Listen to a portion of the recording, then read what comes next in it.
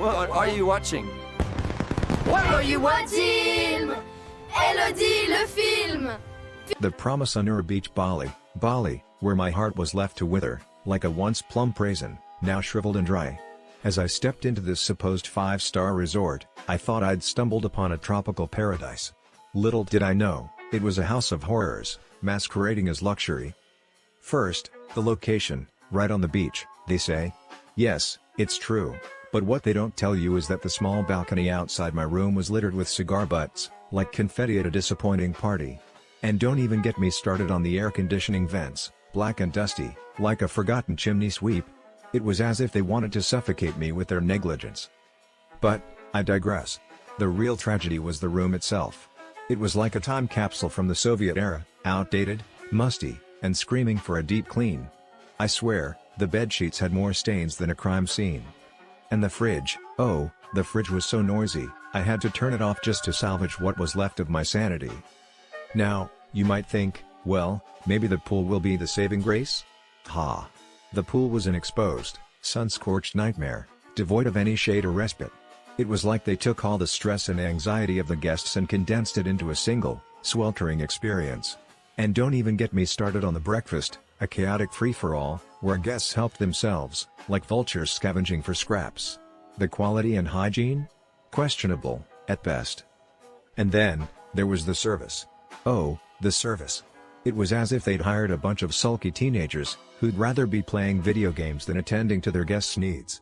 The reception staff was about as helpful as a chocolate teapot.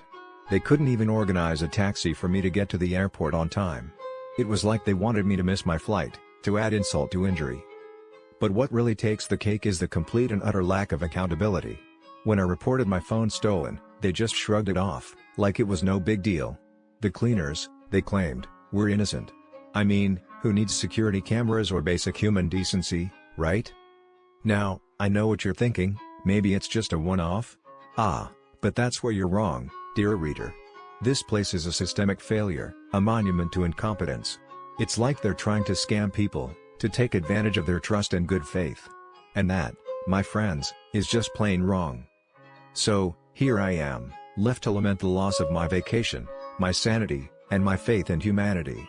But I'll not be silenced. I'll shout it from the rooftops, Prama Sanur Beach Bali, Bali is a nightmare, and you should steer clear of it, lest you want to end up like me, broken, bitter, and betrayed. What do you think, dear readers? Have you had a similar experience? Share your horror stories with me in the comments below. The dark side of businesses near Prama Sanur Beach Bali. If you're staying at Prama Sanur Beach Bali, dreaming of lazy beach days and perfect little cafes, brace yourself. The businesses around here? They're a masterclass in disappointment. From malls that feel like traffic-generating monuments to greed, to spas that treat you like an inconvenience rather than a guest, this area has perfected the art of letting people down. Let's start with Icon Bali, the mall that somehow manages to be both an eyesore and a nuisance.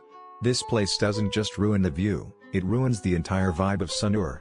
Visitors complain about security guards who treat you like a criminal for carrying a rolled-up poster, parking fees that feel like highway robbery, and a design so loud it could wake the dead. One guest described it as a concrete utopia for people who flew across the world to shop at the same stores they have back home. And if you think that's harsh, wait until you hear about the mall's bizarre obsession with fining tenant staff for using the bathroom. Yes, really. Employees who work in the mall's shops are reportedly harassed by cleaning staff if they dare to fix their makeup or, God forbid, use the toilet during peak hours. The management seems to believe that basic human needs are optional. Then there's the Nest Beachside Spa, a place that has somehow convinced people to pay up front for the privilege of being ignored. Guests arrive early, only to wait well past their appointment time. Therapists, apparently exhausted or untrained, deliver massages that feel more like punishment than relaxation. One woman described her facial as more face-slapping than massaging, while another left with eyelashes falling out after a botched lash lift. The real kicker? Their infamous deposit policy. Try to reschedule, even with hours of notice, and they'll either refuse or charge you full price anyway. One couple, stranded by a delayed flight, begged for any available slot over 4 days, only to be told the spa was fully booked while they watched Walkins get served. Hungry? Naughty Nuris Warung might tempt you with its famous ribs, but be warned, this place has a habit of turning meals into horror stories. Food poisoning is a recurring theme, with guests reporting everything from undercooked pork belly to fish tacos that taste suspiciously off. Service is another gamble. One diner waited over an hour while watching other tables get served first, only to be met with a shrug when they complained. And if you think paying a 17% service charge guarantees decent service, think again. One reviewer's daughter developed a rare and disgusting condition called carriuria after eating fish here. Google it at your own risk. If you're craving a beachside cocktail, Sol on the Beach might seem like a safe bet, until you realize their menu has been stripped down to the bare minimum. Longtime visitors are shocked at the decline, describing the new offerings as sparse at best. And if you do manage to order, good luck getting what you actually asked for. One guest's banana-based smoothie bowl had no banana. Another was chased down the street by a waiter insisting they underpaid, despite 3 people counting the money correctly. Then there's Birdhouse Bali, where the concept of high tea apparently doesn't include tea unless you pay extra. Guests report stale, flavorless food, undercooked chicken, complete with visible blood, and a staff that seems allergic to customer service. One family was scolded for letting their child touch a tree. Because nothing says relaxing beach club like being micromanaged over foliage. Finally, Koa Boutique Spa, where massages are so bad, they leave you in more pain than when you arrived. Therapists rub oil with no technique, facials feel like someone slapping serums on your face, and one guest woke up covered in bedbug bites. The real insult? They refuse to acknowledge it. Another visitor booked a 90-minute massage but was shortchanged by nearly 20 minutes, then had to argue for a partial refund. So what's the verdict? The businesses near Prama Sanur Beach Bali are a mixed bag of overpriced mediocrity, poor service, and outright negligence. Whether it's malls that prioritize profits over people, spas that treat deposits as free money, or restaurants that gamble with your stomach, this area has perfected the art of disappointment. If you're staying here, consider venturing further out.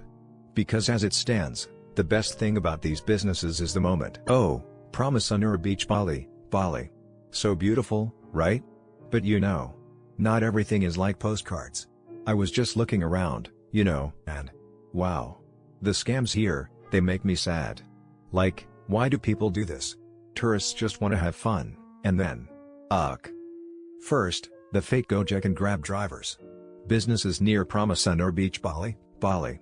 Some of them, you walk out at night, and men in jackets wait like vultures. They look official, but no. They take you, then boom, cash only, triple the price. And you're tired, maybe a little tipsy, so you pay. I bet the victims just felt so stupid after. And the scammer? Probably laughing, counting money somewhere. Then, the bars. Oh, the bars. Some places near Prama Sanur Beach Bali, Bali, they pour local air but say it's vodka. Like, why? Someone could get sick. And they do, hospital sick. Imagine your vacation ruined because some bartender wanted to save a few rupiah.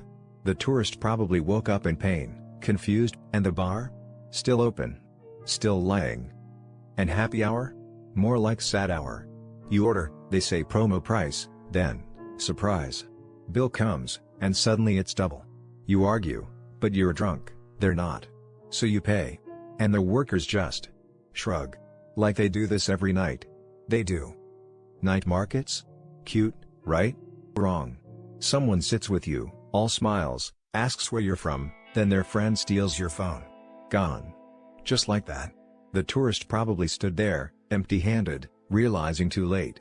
And the thief? Probably already sold it. Money changers? Oh, they love sleight of hand. You count, it's all there. Then they recount and, oops. Bills disappear. You realize later, of course. Too late. Their little glass box still looks so legit. And scratch cards. Ugh. You win a prize, but really, you're stuck in a room for hours while they scream at you to buy timeshares. Who wants that on vacation? The tourist probably left feeling exhausted, scammed, and with nothing but wasted time. Taxi meters? Fake. Broken. Or just made up numbers. You get in, thinking it's safe, but nope, the driver smiles as he robs you. The tourist probably paid, angry but helpless. And the taxi? Still waiting for the next one. Prama Sanur Beach Bali, Bali. So pretty. But so many lies. Why can't people just be nice?